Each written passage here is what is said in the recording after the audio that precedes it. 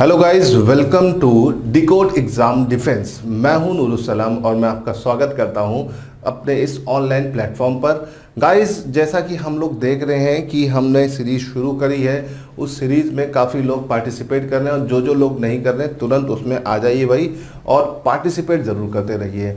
मैं आपको बता रहा हूँ कि मैं जो चीज़ें आपको पढ़ा रहा हूँ एग्ज़ाम ओरिएंटेड पढ़ा रहा हूँ, क्योंकि हमारे पास बहुत कम समय बचा हुआ है।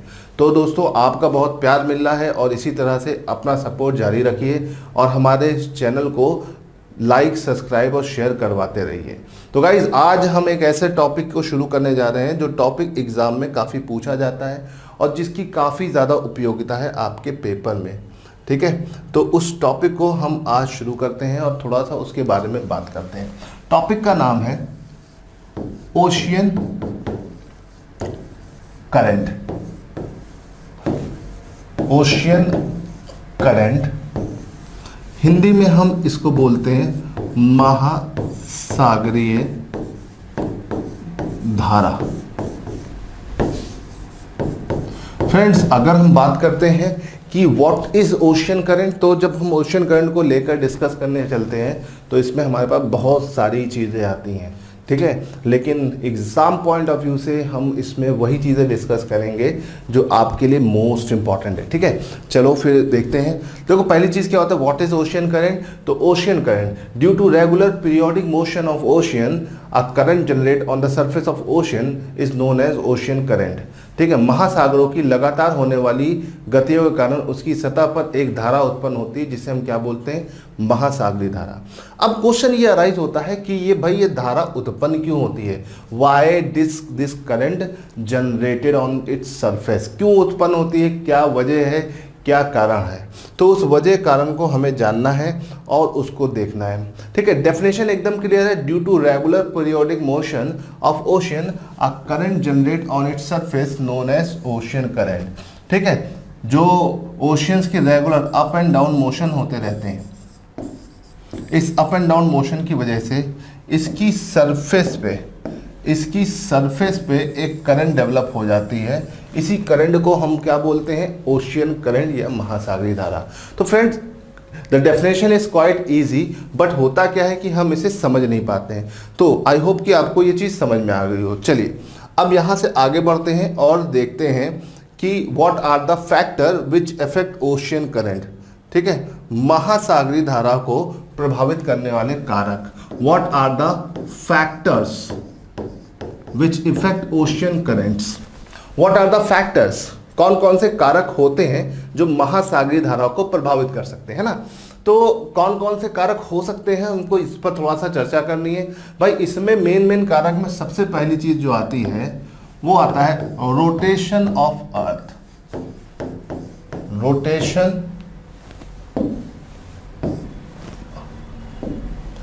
रोटेशन ऑफ अर्थ, पृथ्वी का अपने अक्षों पर घूर्णन, अर्थ अपने एक्सिस पर जो रोटेट करती है, पहला वजह यह है। इसके अलावा दूसरा,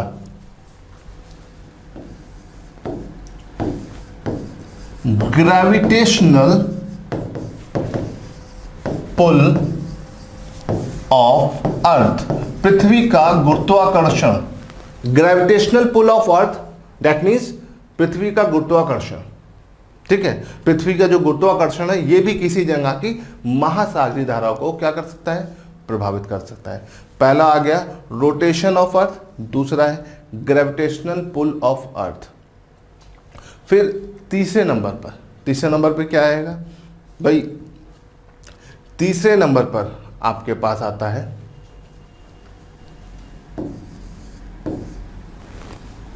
आपका एटमॉस्फेरिक प्रेशर।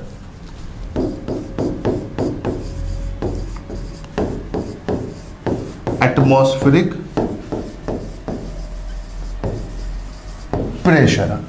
प्रेशर से क्या मतलब है, वायुमंडलीय दाब। जो वायुमंडल अपना दाब लगाता है उसकी वजह से धारा या तो नीचे या तो ऊपर होती है। तो जो ओशियन करंट जनरेट हो रही है उनको जनरेट करने के पीछे ये मेन फैक्टर्स हैं।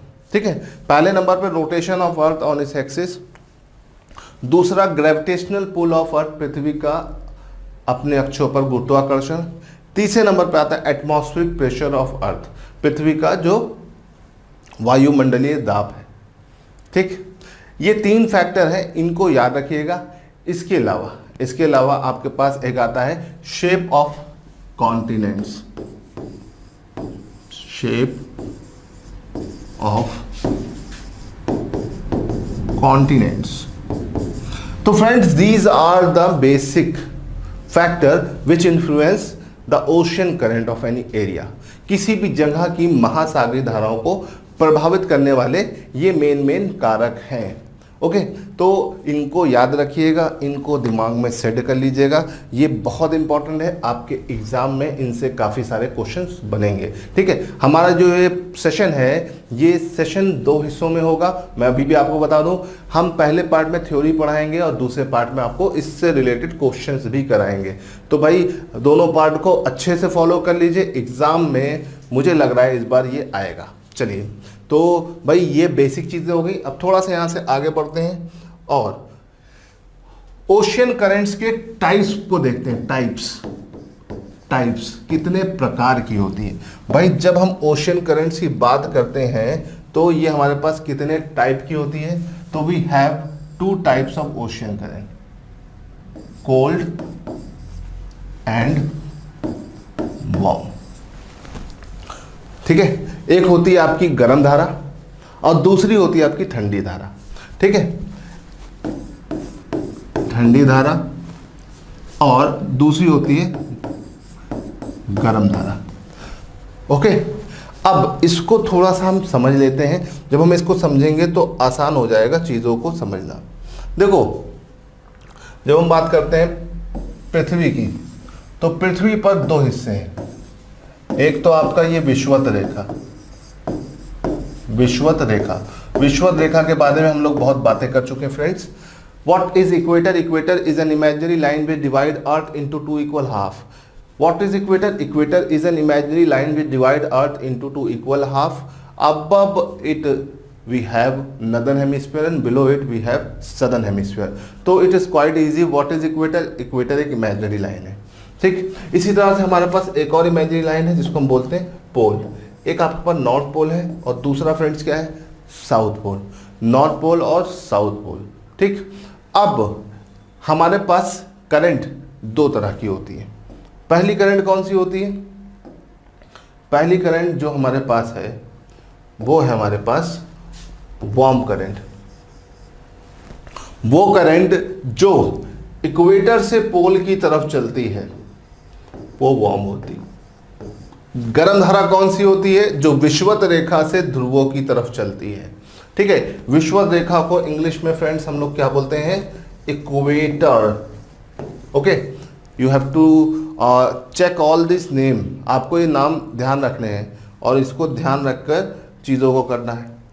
अब आपके पास पोल से इक्वेटर की तरफ जो चलेगी वो आपकी होगी कोल्ड करंट। तो guys you have 2 types of current, warm and cold. Warm कहाँ से चलती है? इक्वेटर से पोल।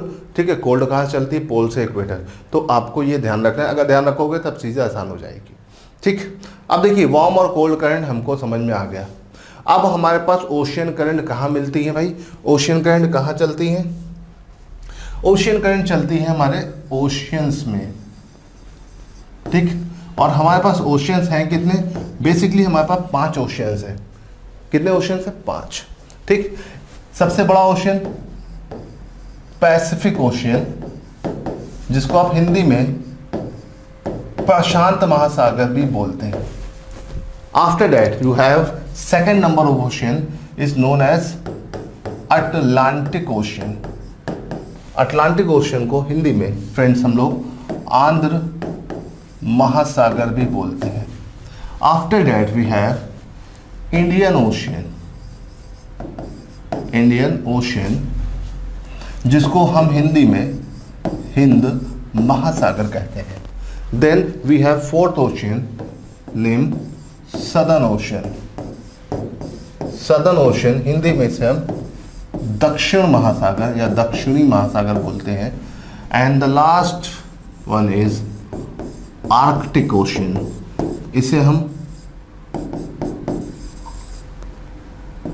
आर्कटिक ओशन बोलते हैं। तो friend these are the 5 oceans, हमारे पास ये 5 महासागर हैं।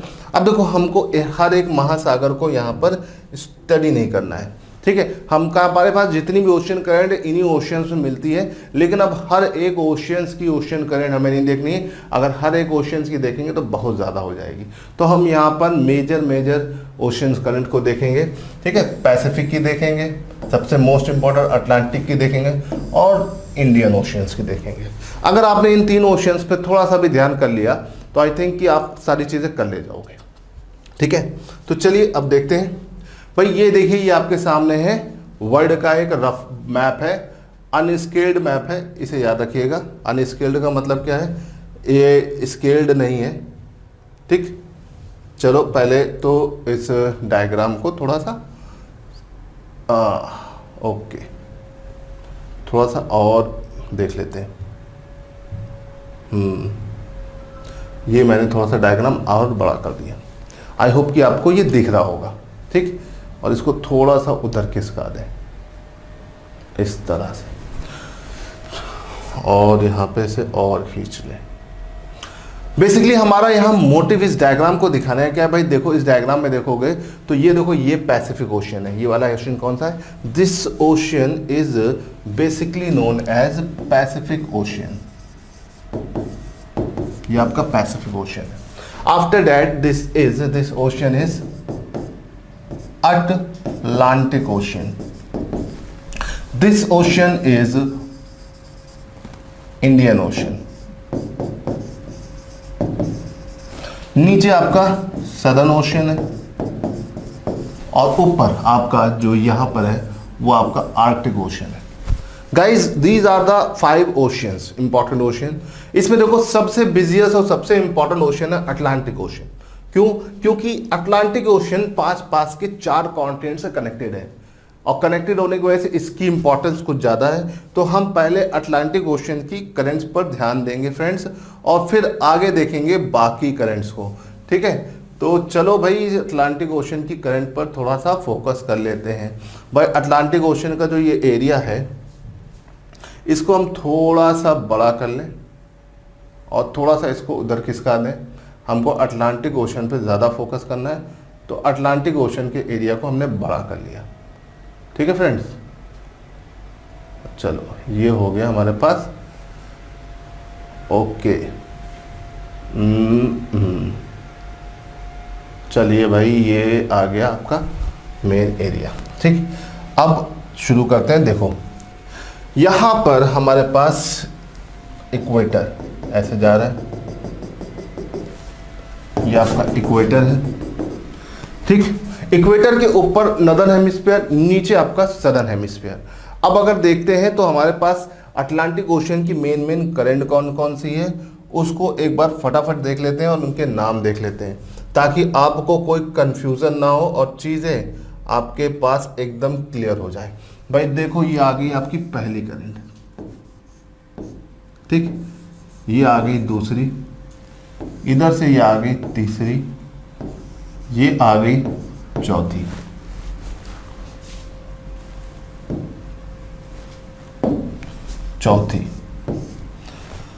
चौथे की बात गाइस ये आ गई आपकी 5th नंबर की, ठीक।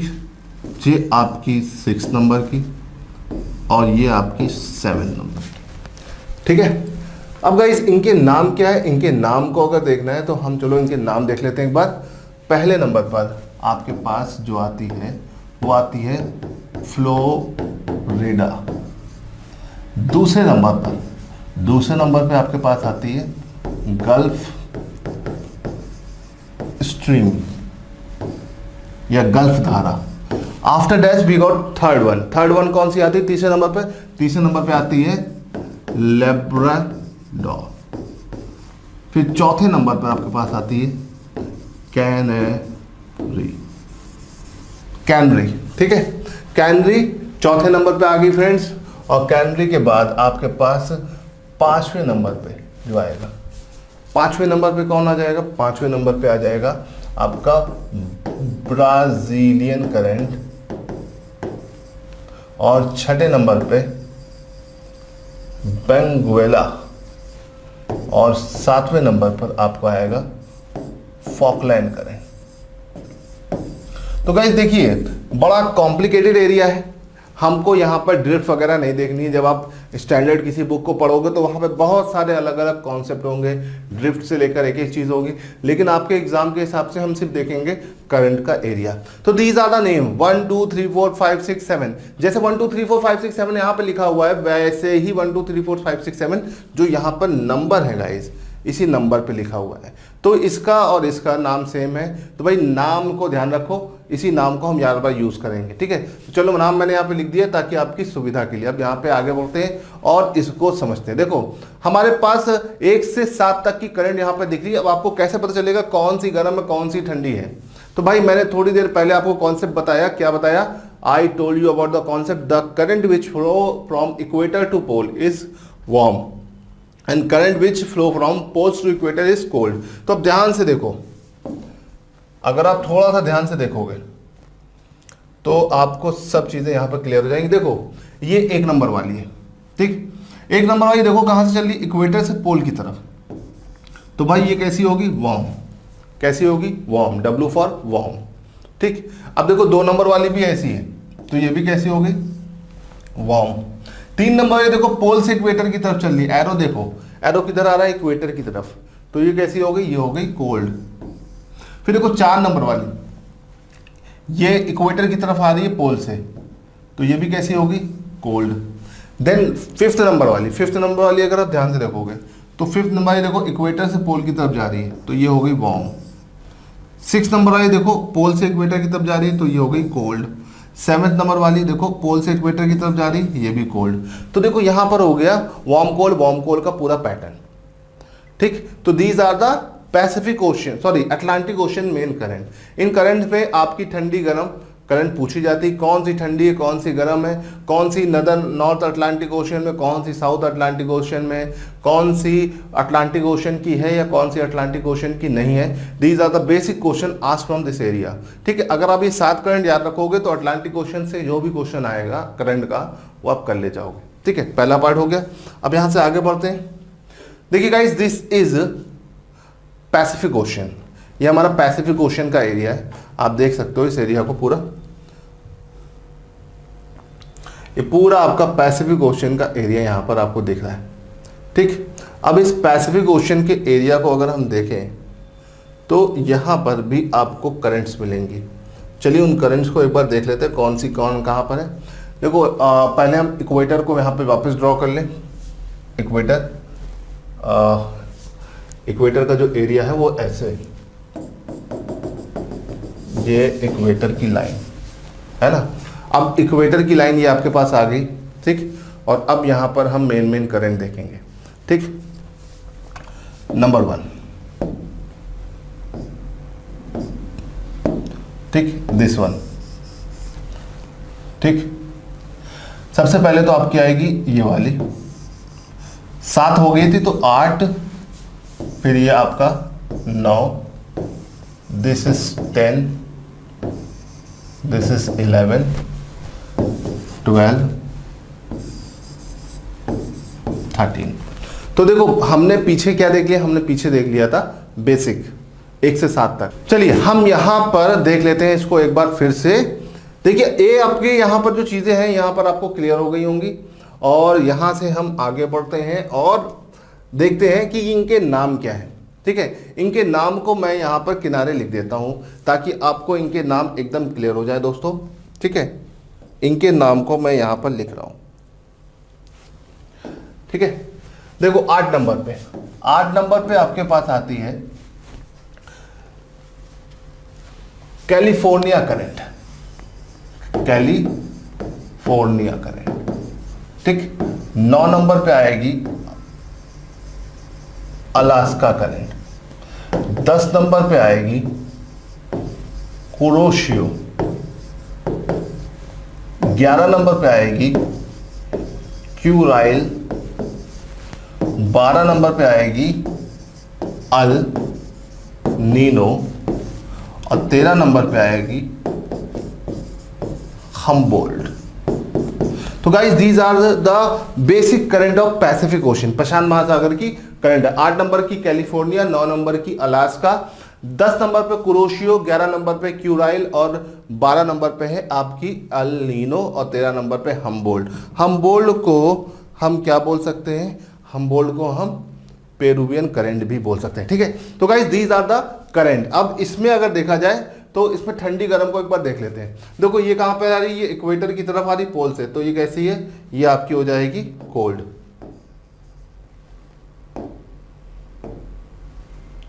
ये कैसी करंट हो जाएगी भाई? ये करंट हो जाएगी आपकी कोल्ड। ठीक, ये देखो ये आपकी इक्वेटर से पोल की तरफ जा रही है, ये कैसी हो जाएगी फ्रेंड्स? ये हो जाएगी आपकी वार्म। देखो ये पोल से इक्वेटर की तरफ आ रही है, ये कैसी हो जाएगी? ये हो जाएगी कोल्ड। फिर ये देखो ये वाली, ये आपकी वार्म। अल नीनो भी आपकी कैसी हो जाएगी? वार्म। और ये हम्बोल्ट कैसी हो जाएगी? कोल्ड। तो इक्वेटर पोल के कॉन्सेप्ट को अगर आप ध्यान रखोगे तो वार्म और कोल्ड करंट को फिगर आउट करना कोई बड़ी डील नहीं। ठीक, यहां पर मैंने आपको बता दिया कि कौन कौन सी करंट और है जो आपके पास यहां पर है। ठीक, अगर आप इसको याद रखोगे तो यहां से सारी चीजें क्लियर हो जाएंगी। चलिए अब देखिए ये वाला डायग्राम में आपको वार्म और कोल्ड करंट का एक और इजी कॉन्सेप्ट मिलेगा। कॉन्सेप्ट में क्या है कि आपको इसमें ज्यादातर चीजें एकदम क्लियर हो जाएगी। देखो ये डायग्राम जो है, ये डायग्राम में काफी सारी चीजें ऐसी हैं जो आपको कंफ्यूज करेंगी। जैसे इक्वेटोरियल ड्रिफ्ट है, ये सब चीजों को आपको थोड़ा सा इग्नोर करना है। पेपर में इनसे क्वेश्चंस कम बनते हैं और इसको आपको ध्यान नहीं रखना है। देखो मैंने जैसे बताया कि जितने भी स्टैंडर्ड बुक्स होती हैं उसमें वार्म और कोल्ड को अलग अलग कलर से दिखाते हैं, लेकिन वार्म और कोल्ड का करंट कलर से ना कंसेप्ट बनाइए, बल्कि आप कैसे बनाइए? इक्वेटर पोल और पोल इक्वेटर से।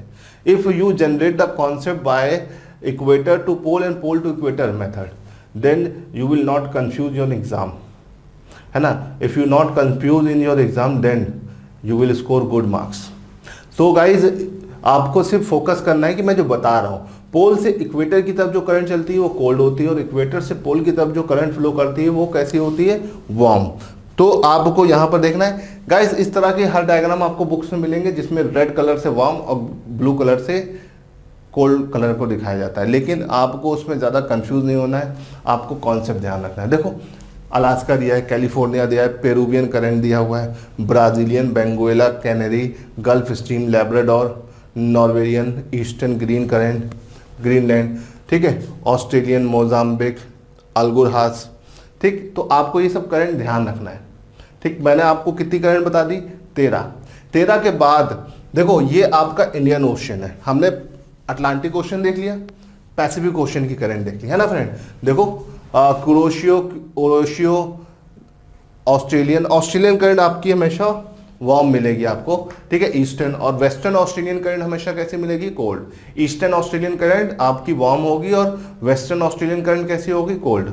ठीक, अब देखो आपका आता है इंडियन ओशन।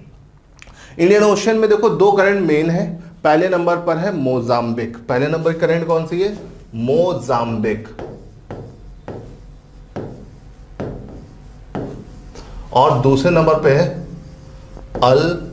अल्गुरहास।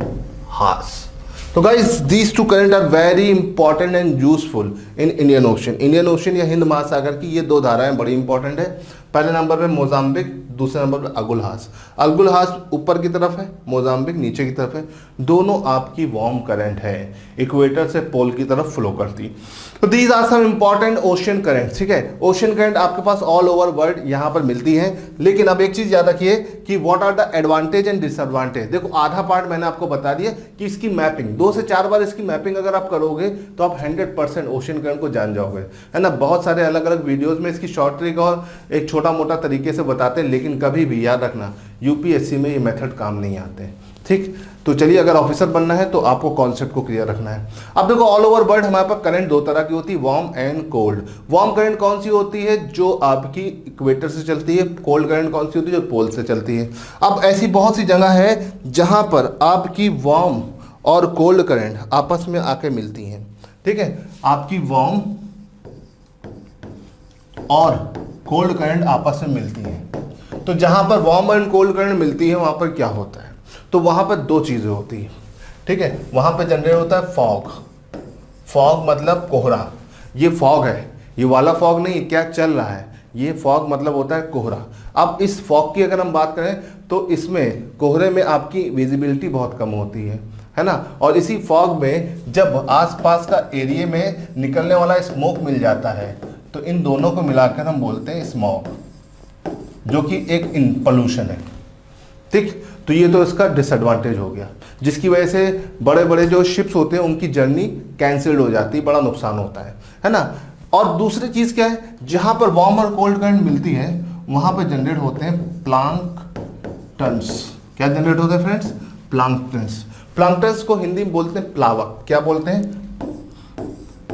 प्लावक।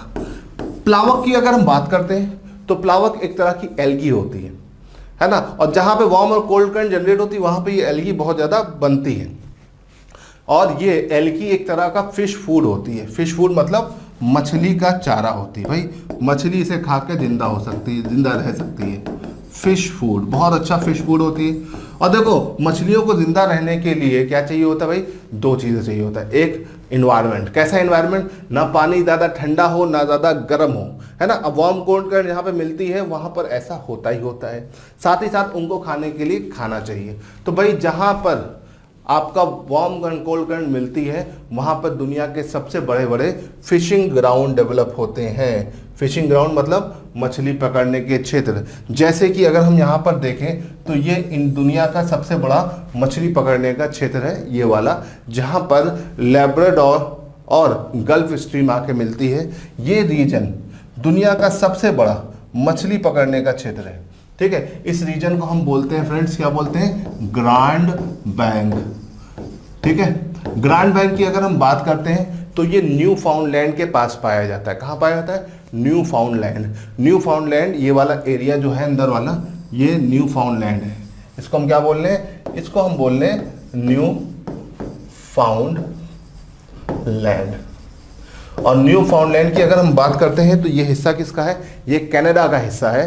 तो दुनिया का सबसे बड़ा मछली पकड़ने का क्षेत्र कौन सा है? कनाडा का न्यू फाउंडलैंड, क्योंकि यहाँ पे ग्रैंड बैंक मिलते हैं। जहाँ पर भी ठंडी और गर्म धारा मिलती है वहाँ पर मछलियाँ अपने आप ही उत्पन्न होती हैं और दुनिया की बेहतरीन मछलियाँ वहाँ पे मिलती हैं। और इस वाले एरिया में ये पोल के ज़्यादा करीब है तो लोगों के पास कोई और ऑप्शन नहीं है, तो उन्होंने फिशिंग को ही अपना ऑक्यूपेशन बना रखा है। और यहाँ पर मछलियों को पकड़ने के लिए वो हाईटेक टेक्निक यूज़ करते हैं, क्योंकि यहाँ पर बड़ी बड़ी मछलियाँ टनों के हिसाब से मछलियाँ मिलती है। भाई आप इंडिया में देखोगे तो इंडिया में कैसी मछली मिलती है? छोटी छोटी, कुछ कुछ किलो की, 100 किलो 150 किलो ऐसे सबसे भारी मछलियाँ मिलती हैं। यहाँ पर टनों के हिसाब से होती हैं, है ना। इंडिया में क्या किया? जाला डाला, मछली पकड़ ली, है कि नहीं? या वो फेविक्विक लगाया और मछली पकड़ के ले आए। लेकिन यहाँ पर ऐसा नहीं कर सकते। यहाँ पे जाला वाला डाल के मछली पकड़ोगे तो मछली तुमको पकड़ के ले जाएगी। तो इसीलिए याद रखिए कि यहाँ पर हाईटेक मशीनरीज का इस्तेमाल होता है। और यहाँ के लोगों की मेन ऑक्यूपेशन ही क्या है? फिशिंग। या तो वो फिशिंग करते हैं 6 महीने और 6 महीने वुड कटिंग करते हैं। कनाडा के लोगों के पास 2 ही काम ही है। तो अगर देखा जाए तो ये एक इम्पॉर्टेंट फिशिंग ग्राउंड है दुनिया का। इसी तरह से यहाँ लंदन के पास आपके पास मिलेगा डोंगर बैंक। डोंगर बैंक जो है ये लंदन में है और ये भी एक बड़ा फिशिंग ग्राउंड है, मछली पकड़ने का क्षेत्र है। क्यों? क्योंकि यहाँ पर भी ठंडी और गर्म धारा मिलती है। तो यहाँ पर याद रखिएगा कि 2 बड़े बड़े फिशिंग ग्राउंड आपके अटलांटिक ओशन में पाए जाते हैं, इसको मत भूलिएगा। ठीक है, ग्रैंड बैंक न्यू फाउंडलैंड कनाडा, डोंगर बैंक लंदन इंग्लैंड। जैसा भी आपको एग्जाम में क्वेश्चन मिले आप कर सकते हो। फिलहाल मैं इसके क्वेश्चन जब आपको बताऊंगा तो आपको सब चीज़ें एकदम क्लियर हो जाएंगी। बस इस वीडियो को अच्छे से 2-3 बार देखे रहिएगा और अगला वीडियो जो आएगा उसको फिर आराम से सॉल्व करते चलिएगा। ठीक है, चलिए अब यहाँ तक आपको फ्रेंड्स हो गया है क्लियर। ठीक है, दुनिया के सबसे बड़े बड़े मछली पकड़ने के क्षेत्र कहाँ मिलते हैं? यहीं पर मिलते हैं। कहाँ पर? जहाँ पर ठंडी और गर्म धारा मिलती है। अब अगर ध्यान देते हैं, हमारे पास अटलांटिक ओशन की इंपॉर्टेंस बहुत है। ठीक है, इसकी क्या इंपॉर्टेंस है उसकी इंपॉर्टेंस को एक बार और देख लेते हैं। देखो यहाँ पर इसी अटलांटिक ओशन में इस मिडिल वाले एरिया में जहाँ पे आपकी Florida, gulf stream of canary मिलती है, बीच में यहाँ पर एक वर्चुअल सी पाया जाता है। इस सी को हम बोलते हैं सरगासो सी। अब सरगासो सी, इसका नाम सरगासो क्यों पड़ा है? क्योंकि यहाँ पर सरगासम घास पाई जाती है, और जहां तक ये घास पाई जाती है वहां तक समुद्र के अंदर कुछ नहीं मिलता है, इसीलिए इसे समुद्र का रेगिस्तान, ठीक है, डेजर्ट ऑफ ओशियन कहा जाता है।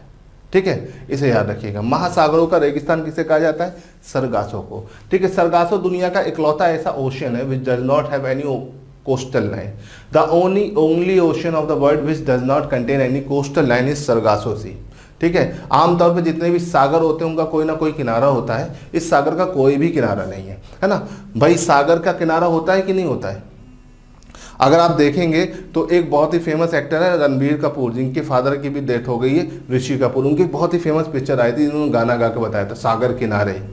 तो भाई उन्होंने गाना गा के एकदम फैक्ट बात बताई थी कि सागर का हमेशा किनारा होता है, लेकिन इस सागर का एक कोई भी किनारा नहीं है। The only sea without any coastal line is Sargasso Sea. वो सागर जिसकी कोई तटवर्ती सीमा नहीं है वो है सरगासो सी। सरगासो सी दुनिया का एकमात्र ऐसा सागर है जिसकी कोई तटवर्ती सीमा नहीं है। ठीक है, दूसरा question, the sea inside any ocean. वो सागर जो किसी महासागर के अंदर है, सरगासो सागर। ठीक है, तीसरा क्वेश्चन, सरगासो सागर कहाँ मिलेगा? अटलांटिक महासागर में। कहाँ मिलेगा? What is the location of Sargasso Sea? Sargasso Sea location is in Atlantic Ocean. In which Atlantic Ocean? Northern और सदर्न? Northern Atlantic Ocean. तो guys these are the basic question which will be asked in your paper. तो चलिए, ये topic मैंने आपको easily तरीके से समझा दिया है।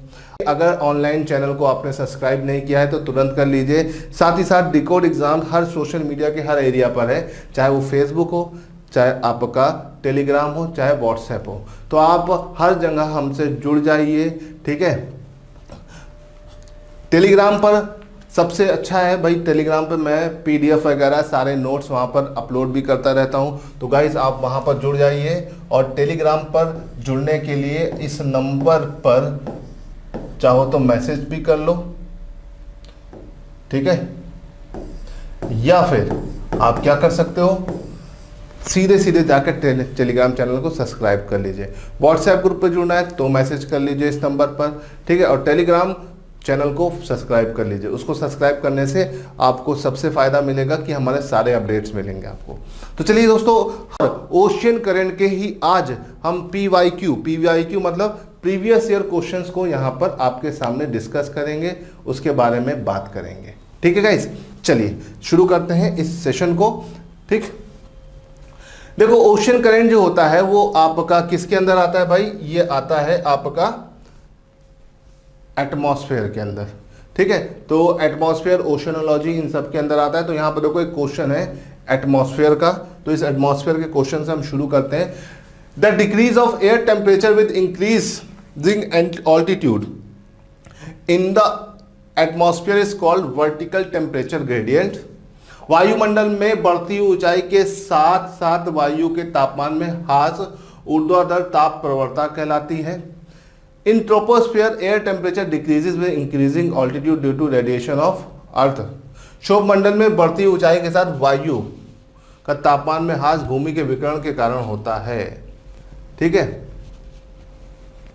तो देखो भाई ये पहला और दूसरा, ये दोनों स्टेटमेंट एक दूसरे सही है, और दूसरा वाला जो है ये पहले वाले को सही तरीके से जस्टिफाई करता है। क्यों?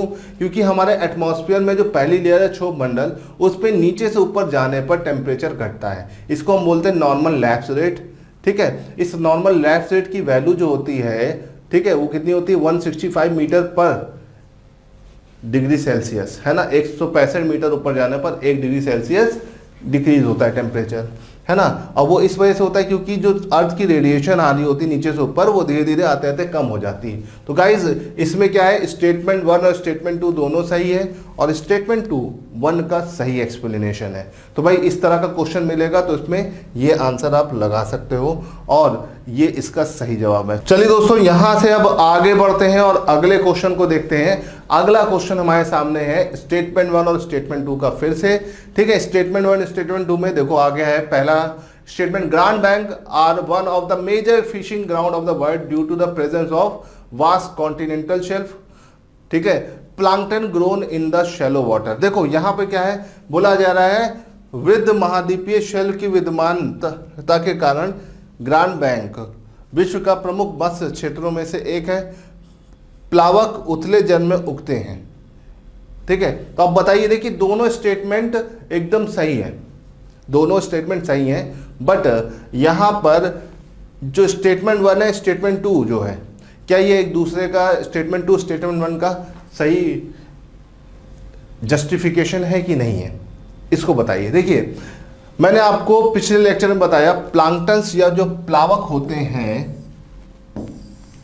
ठीक, ये एक अच्छा फिश फूड होते हैं, मछली का चारा होते हैं, और ये कहाँ पर उगते हैं, जहाँ पे ठंडी और गर्म धारा मिलती हैं, और ठंडी और गर्म धारा मिल रही है ग्रांड बैंक पे, तो ये प्लावक या प्लांक्टन यहाँ पर बहुत उगते हैं, और जिसकी वजह से इसका कॉन्टिनेंटल शेल्फ वास्ट होने की वजह से ये दुनिया के सबसे बड़े फिशिंग ग्राउंड में आता है। तो भाई स्टेटमेंट 1 और स्टेटमेंट 2 दोनों सही है, और statement 2 is the correct explanation of statement 1, तो ये भी सही है। तो यहां पर ऑप्शन होगा ए, जो स्टेटमेंट वाले क्वेश्चन होते हैं वहां पर इसी तरह का क्वेश्चन बनता है। चलिए फ्रेंड्स, अब आगे बढ़ते हैं। अगला क्वेश्चन बहुत आसान सा क्वेश्चन है ओशियन करंट का।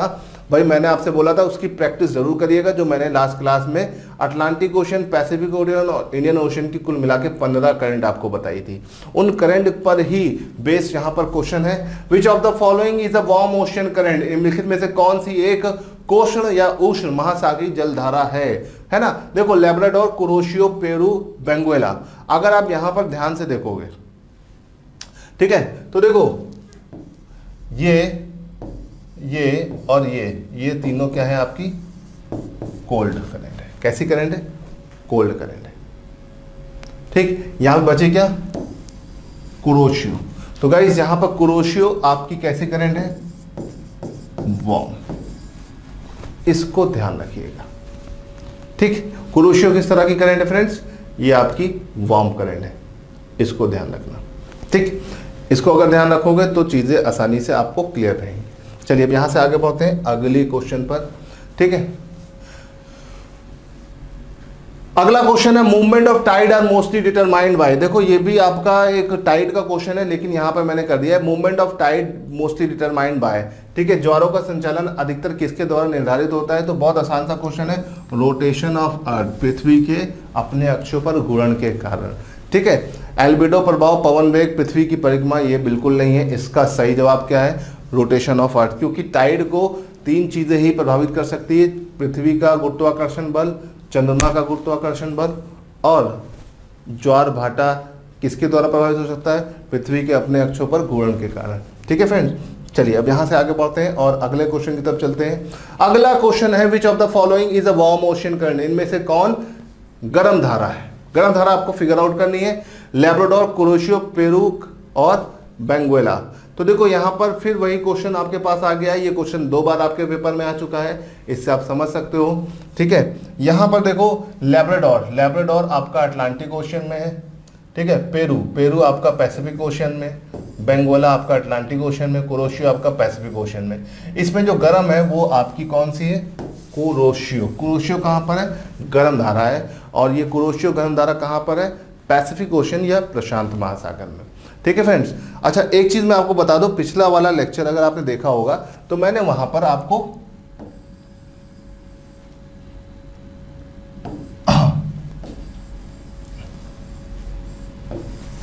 ये आपका अमेरिकन महाद्वीप है, ऊपर नॉर्थ और नीचे साउथ है ना, और ये आपका एशिया महाद्वीप है, और यहां पर बीच में कहीं इक्वेटर जा रहा है।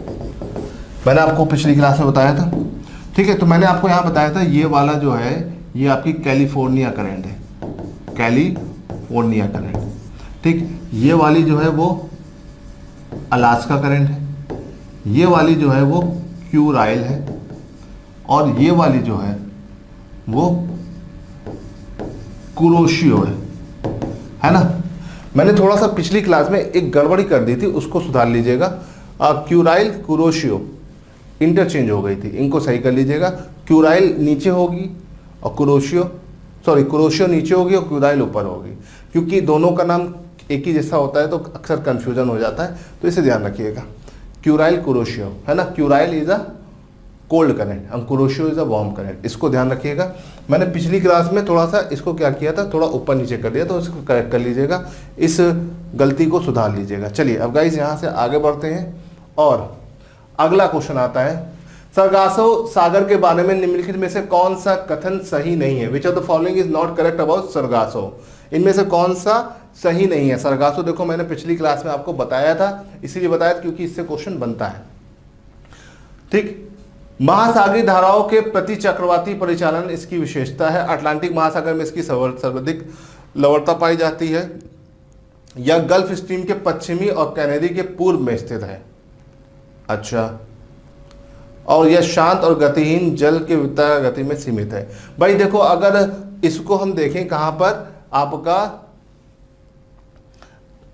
सरगासो सागर, तो भाई देखो सरगासो सागर को हमने लास्ट क्लास में बताया था। भाई सरगासो सागर कहां पर है? ठीक, ये आपका अटलांटिक महासागर में पाया जाता है। अटलांटिक महासागर, ठीक। फ्लोरिडा, ठीक, फ्लोरिडा के अलावा लैब्राडोर, और लैब्राडोर के अलावा कैनेरी, इसके बीच में यहाँ मिलता है। तो देखो इसमें बता रहा है कि लैब्राडोर के पश्चिम में है ना, ये देखो लैब्राडोर, ये है लैब्राडोर का पश्चिम नहीं है भाई, ये पूर्व है। और कैनेरी का क्या है? पूर्व है ना, नहीं, कैनेरी का पश्चिम है। तो देखो ये वाला स्टेटमेंट यहाँ पे गलत है कि ये गल्फ स्ट्रीम के पश्चिम में है और कैनेरी के पूर्व में है, ये वाला स्टेटमेंट गलत है। बाकी सारा स्टेटमेंट एकदम सही है। भाई पहला वाला स्टेटमेंट, महासागरीय धाराओं के प्रतिचक्रण परिचालन के कारण, प्रतिचक्रण मतलब it is a characteristic of anti cyclonic circulation of ocean current. तो भाई ये एकदम सही है, एंटी साइक्लोनिक सर्कुलेशन होती है, ठीक है। ये अटलांटिक ओशन में हाईएस्ट सैलिनिटी वाला एरिया पाया जाता है और ये confined in a gyre of a calm and motionless water. यहाँ पर बहुत खतरनाक एरिया होता है, यहाँ बिल्कुल भी मोशनलेस वाटर होता है, एकदम स्थिर होता है, इसीलिए ओशन का डेजर्ट इसे कहा जाता है। तो देखो इसमें जो आपका ऑप्शन है, ऑप्शन नंबर 3 ही सही है, ठीक है, क्योंकि इसका देखो एक्सप्लेनेशन ये है, Sargasso sea is between 3 current, Florida, gulf stream and Canary, है ना। According to question they are saying that it is in the west of Gulf Stream and east of Canary, which is totally wrong because it is in the east of Gulf Stream and the west of Canary। ये वाला canary है, ये वाली current कौन सी है? Canary. और ये वाली कौन सी है भाई? ये आपकी गल्फ स्ट्रीम है। कौन सी है? Gulf stream. तो गाइस थोड़ा सा इसे ध्यान रखिएगा, ठीक है। चलिए हम यहां से आगे बढ़ते हैं अगले क्वेश्चन की तरफ। चलो भाई, मैच द फॉलोइंग। आपके पास करंट है और करंट का कोस्ट है। अब देखो कितनी भी शॉर्ट ट्रिक याद कर लोगे ना, यहाँ पे निपट जाओगे। इसीलिए मैं बोल रहा हूँ हमेशा मैप बना के याद रखो, क्योंकि शॉर्ट ट्रिक से नहीं होने वाला है ना। बहुत सारे अलग अलग लोग शॉर्ट ट्रिक बनाते हैं ठंडी और गर्म धारा को याद रखने के लिए, but that was useless in the paper of UPSC, क्योंकि यूपीएससी कॉन्सेप्ट पे चलता है ना। देखो यहाँ पे दिया हुआ है कि यहाँ पर एरिया दिया हुआ है एक तरफ, दूसरी तरफ करंट का नाम दिया हुआ है और आपको मैच करना है। अब देखो बहुत आसान है, अगर आप लोगों ने पिछली क्लास को 2-3 बार मैपिंग कर ली होगी तो आप इसे आसानी से कर ले जाओगे, है ना। क्यों? क्योंकि अगर देखो तो देखो फ्लोरिडा कहाँ पर है? फ्लोरिडा पाया जाता है आपका ईस्टर्न कोस्ट ऑफ यूएसए, अभी थोड़ी देर पहले बताया, ठीक। कुरोशियो पाया जाता है आपका जापान के पास, ठीक। बेंगुएला एंड पेरुवियन करंट पाई जाती है साउथ अमेरिका में, ठीक है, पेरू के पास हमबोल्ट, ठीक। फिर आता है west coast of south America, Benguela, ठीक। इस तरह से आप मैच कर सकते हो। अब आप सोचो मैंने इतनी जल्दी मैच कर लिया, आप कैसे करोगे भाई? आप अगर प्रैक्टिस नहीं करोगे तब तक कोई फायदा नहीं। मैंने आपको 15 करंट बताइए, 15 करंट से बाहर क्वेश्चन नहीं बनेगा, है ना। उस 15 करंट को अगर ध्यान रखोगे तो उसी के अंदर ही क्वेश्चन बनेगा, है ना भाई। अब इसको मैच कर लीजिए, ए का 1 है, बी का 3 है, ठीक। तो भाई ये हो जाएगा आपका करेक्ट आंसर, ठीक है फ्रेंड्स। चलिए अब यहां से आगे बढ़ते हैं और अगले क्वेश्चन की तरफ चलते हैं। विच of the following is correctly match? इनमें से कौन सा सही से मैच्ड है, ठीक है। चलो भाई, इसमें सही से कौन सा मैच है? इसमें से मैच देखो, कैनरी आपका मेडिटेरियन सी में नहीं आती है, ये अटलांटिक ओशन में रहती है। फॉकलैंड भी आपका अटलांटिक ओशियन में है, गल्फ स्ट्रीम भी आपका अटलांटिक ओशियन में है, और लेब्राडोर भी आपका अटलांटिक ओशियन में। तो यहाँ पर सही कौन सी है? सिर्फ आपकी डी वाली। ठीक है, टेबल जो बताई थी, जो मैंने तरीका बताया था, ठीक है, थोड़ा सा लेंदी वीडियो हो गया, मैंने सोचा 20 मिनट में बनाऊंगा, लेकिन वो आपका 25-30 मिनट ले गया। लेकिन भाई अगर आप उसको 2-3 बार ध्यान से देखे रहोगे और घर पर ओशन करंट बन की मैपिंग करके प्रैक्टिस करोगे, अटलांटिक ओशन की कौन सी करंट है, पैसिफिक की कौन सी है और इंडियन ओशन की कौन सी है, तो मैं ये गारंटी दे रहा हूँ यहाँ से क्वेश्चन आपका गलत नहीं होगा। ठीक है, जितना मैंने बताया है उतना पढ़ लो, है ना। वैसे तो इसमें बहुत सारी चीज़ें हैं, लेकिन मैंने आपको बहुत ही लिमिटेड चीज़ें बताई गाइस। चलिए, The ocean current transform heat from one sea or ocean to another, one coast to another, surface of sea to greater depth, lower to higher altitude। ठीक है, महासागरीय धारा जो होती है ऊष्मा कहां से कहां तक देती है? ठीक है, ऊष्मा कहां से कहां तक देती है? ठीक है, एक सागर से दूसरे महासागर की तरफ, एक तट से दूसरी तट पर, surface of sea to greater depth. ठीक है, तो देखो इसका जो आंसर है lower to higher altitude. Lower to higher altitude मतलब नीचे से ऊपर की तरफ। ठीक, तो देखो इसमें जो सही जवाब है फ्रेंड्स, इसमें सही जवाब है आपका this one, lower to higher latitude. ठीक है, ये याद रखिएगा, जो हीट ट्रांसफॉर्म होती है लोअर से हायर लैटिट्यूड की तरफ होती है, इसको ध्यान रखना। ठीक है, थोड़ा सा टेक्निकल क्वेश्चन है। ठीक, लोअर लैटिट्यूड जो होते हैं वो गर्म होते हैं और हायर लैटिट्यूड ठंडे होते हैं, और हमेशा हीट कहाँ से कहाँ तक जाती है? तो ठीक है, गर्म से ठंडे, ज़्यादा टेम्परेचर से कम टेम्परेचर की तरफ ही हीट का ट्रांसफर होता है। ठीक है, अगर आप फिजिक्स पढ़ा रखा है तो फिजिक्स का एक लॉ होता है, उसी लॉ के अकॉर्डिंग, है ना, हमेशा हीट का ट्रांसफर कहाँ होता है? गर्म से ठंडे की तरफ। और लोअर लैटिट्यूड हमेशा आपके कैसे होते हैं? गर्म होते हैं, और हायर लैटिट्यूड कैसे होते हैं? ठंडे। इसीलिए हीट का ट्रांसफर कहाँ से कहाँ तक होता है? लोअर लैटिट्यूड से हायर लैटिट्यूड। ठीक, इसे ध्यान रखिएगा। चलिए अब यहां से आगे बढ़ते हैं, अगला question, which one of the following pair of ocean current meet each other near new फाउंडलैंड?